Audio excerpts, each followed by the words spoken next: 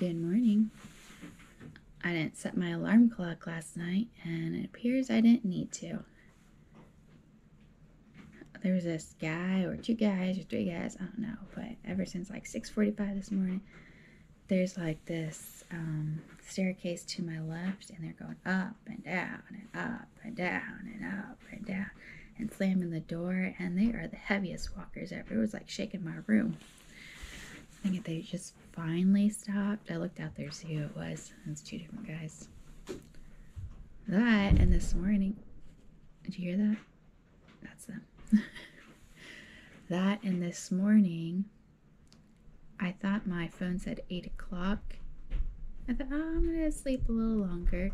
And then I woke up, it said 4:56, and it was like dark out, and I started panicking because I thought I slept all day. Somehow, I don't know, I guess it was like I had my phone upside down or something, and then it was 4:56 for real in the morning. I was like in a slight panic there. I mean, I booked the room for that night, but I wouldn't be able to do anything I needed to do.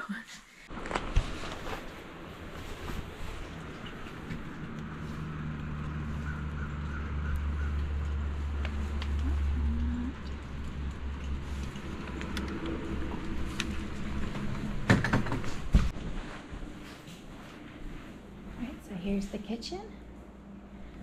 You got this bench-like table here, and you've got some random stuff, and you have a stove. That is kind of gross. They don't clean up after themselves very well. Here's a fridge. You can put stuff in there. More cabinet.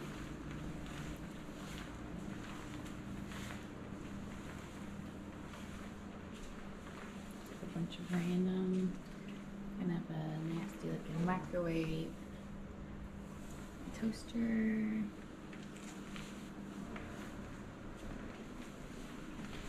another fridge, more lovely dishes that nobody washed.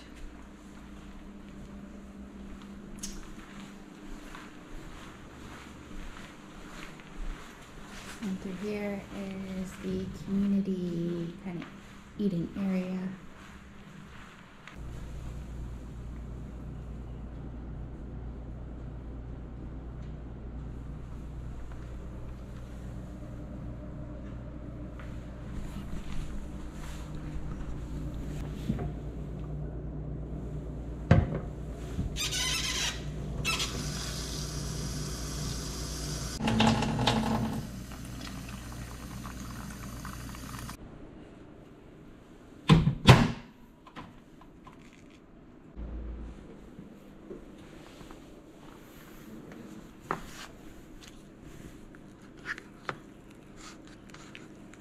That's what it looks like.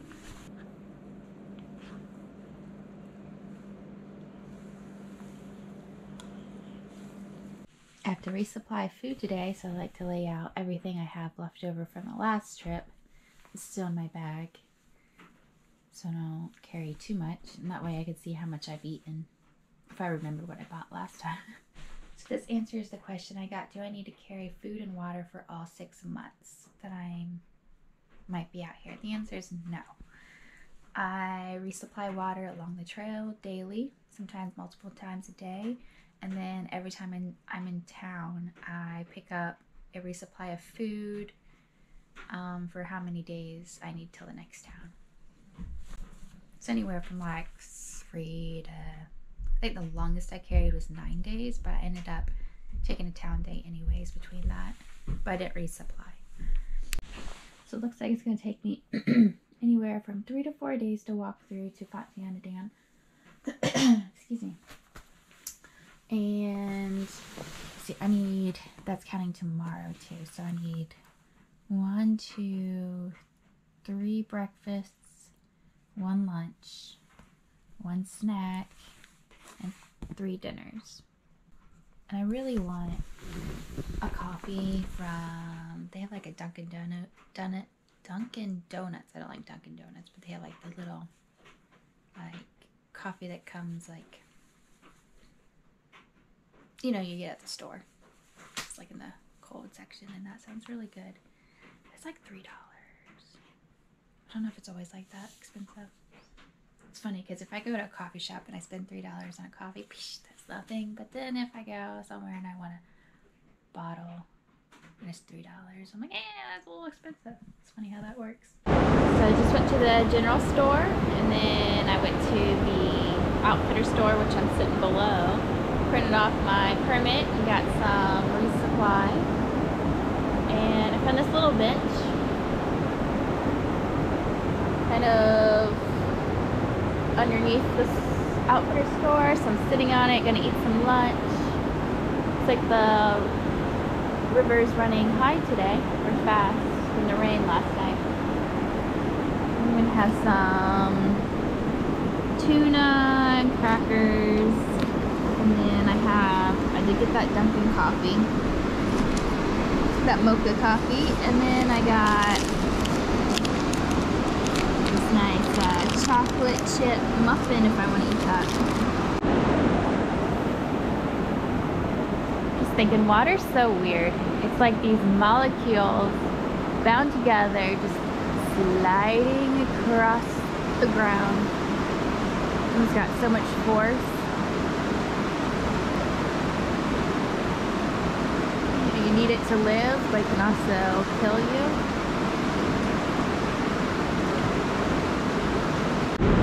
This reminds me, so I met a ridge runner who checked me in at Amicalola Falls, and I later ran into her close to the Georgia border because she runs that area. And I was thinking about the water here because you're talking about it can kill you, like not just drowning, but like toxic water, drinking bad water, even if it like gets into your sores. And she was telling us about why they want you to keep fire rings, or your fires, instead of established fire rings, and not just build new ones. And she said that when you build a fire, it eventually kills the root systems to all the plants so many feet down, and you know, you need that vegetation to prevent erosion and runoff. Without that roots, then everything, all that soil and everything, when it rains, it runs into the creeks and springs, well maybe not springs, but the creeks and streams, and that eventually kills off the aquatic life, like the salamanders and the fish, and that in turn pollutes the water, and then the water becomes too toxic to drink, and it just leads one thing after another. So all in all, that is why, you know, and eventually it comes out here, so toxic water, everything we put in it is no good for anyone. But so that is why they want you to keep fires inside of established fire rings, so we don't destroy more root systems, and you know, eventually prevent things from growing because all the good soil will be gone. It's just funny how everything's connected like that.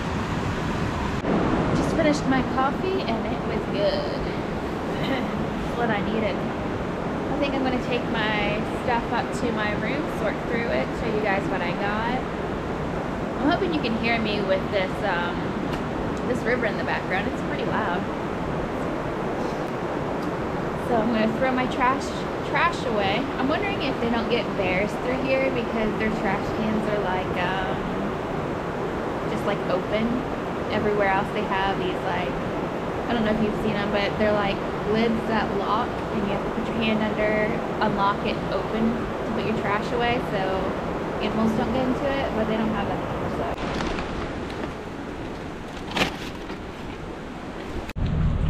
if you're really into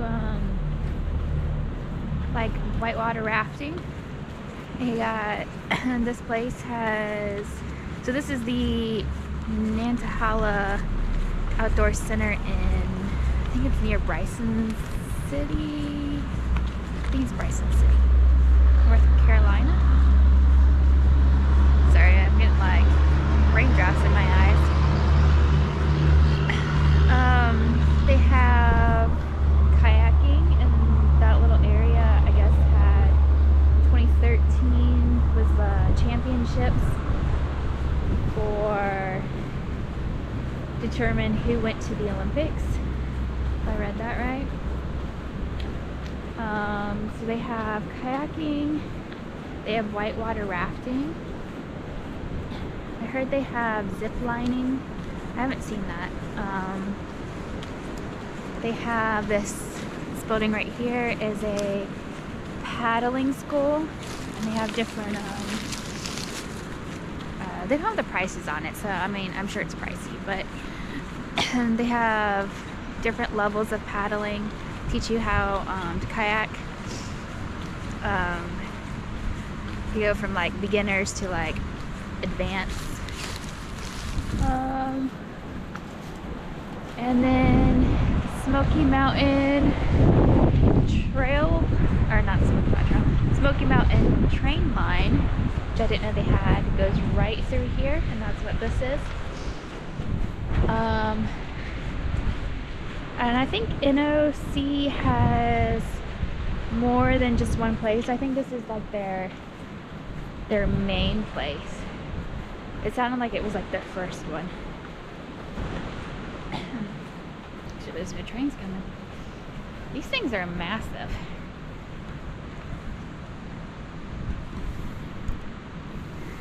You see that?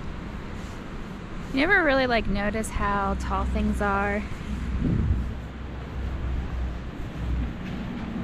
until you're like standing under them. Little train things. Oh, they also have a wilderness medicine course and certifications. So if you're into wilderness medicine, they do that here. So I was hoping they had micro SD cards here since it was an outfitter, but they don't have any. I have like maybe like an hour left of filming. I might have to go through here and delete some stuff. That way I have enough, because I don't think Fontana would have any. And I'd have to make sure I have enough at least to get through the Smokies.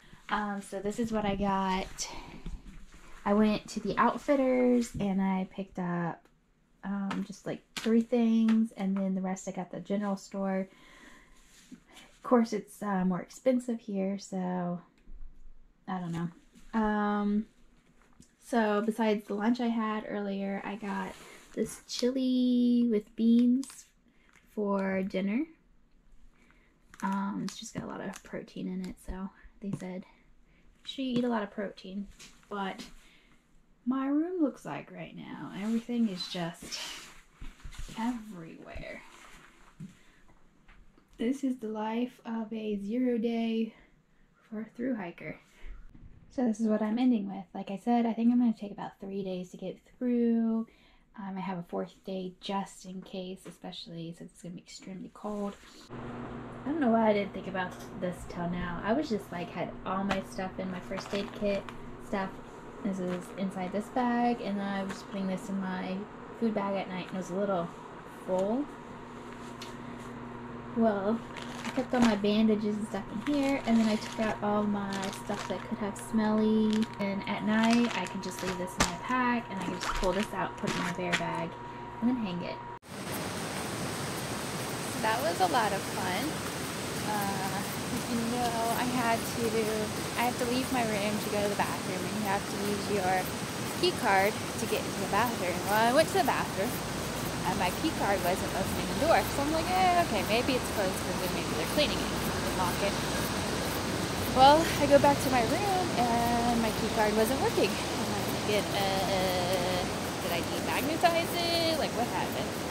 So I had to walk. I tried to lock up all the doors. Nothing worked, so I had to walk all the way back down to the general store and talk to the guy, and he had to reactivate my thing. He said he thinks what happened was the guy who did my card only put one night stay for the card and not the second night, because I had it for 2 nights. So he gave me 2 key cards just in case. Here's the moment of truth. Yes. Success! The guy at the desk, he's like, oh, so I'm gonna have to charge you for another night's stay to get into your room. I was like, what? And he's like, I'm just playing with you. I was just like, oh. That made me have a heart attack there. So I'm having like the worst of luck right now. First, for some reason, my SD card keeps randomly ejecting from my phone without me doing anything. And then I can't get my battery out because the pull tab came off.